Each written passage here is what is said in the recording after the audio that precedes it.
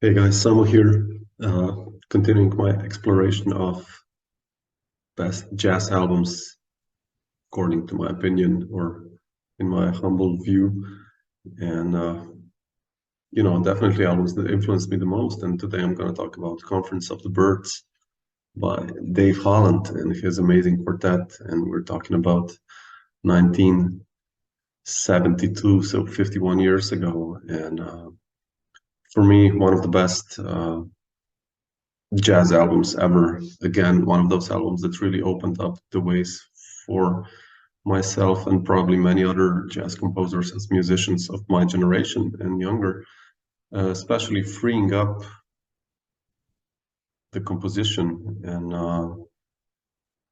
also introducing odd meters. I would say, Dave Holland, I love his quintet from the 1980s with Kenny Wheeler and Marvin Smitty Smith and the other guys, and the later 90s quintet with Chris Potter, of course, and Steve Nelson, and but already this album Conference of the Birds introduced the odd meters into Dave's compositions. And even though like the later quintets kind of stay in this odd meter form also for solo forms, on Conference of the Birds, which it makes it even more interesting and intriguing, is that after the band plays, the theme, the melody, like from On Four Winds or Conference of the Birds or whatever tune, in this one they kind of open up the solo sections and the band can go really crazy, and you can really hear the connection of Dave Holland with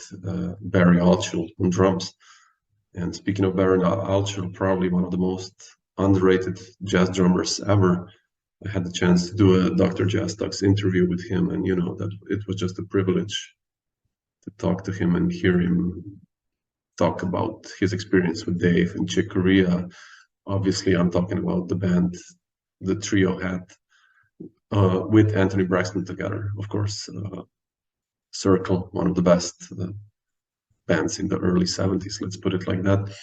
But on this quartet Conference of the Birds, Barry Altschul, and then you have the on drums, and the horn section is just awesome. I mean, Sam Rivers, tenor saxophone, and Anthony Braxton on reeds and flute, and Sam Rivers, of course, also on flute, and so many other reeds. And it's just how these two guys interacted with each other, Sam and Anthony. It makes it one of the most special record, especially if you consider what Dave Holland and Barry Altschul are doing creatively, so creatively underneath it. It's like the record is really swinging,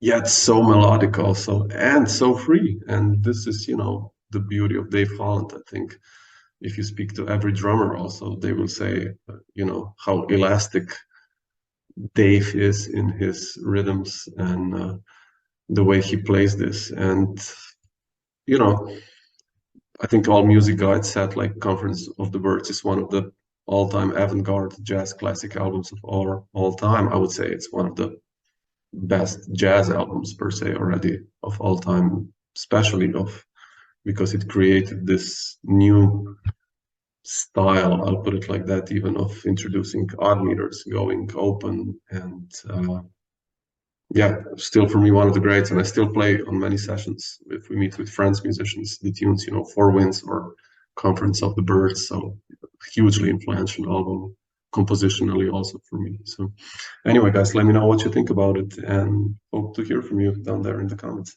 Thanks. Bye.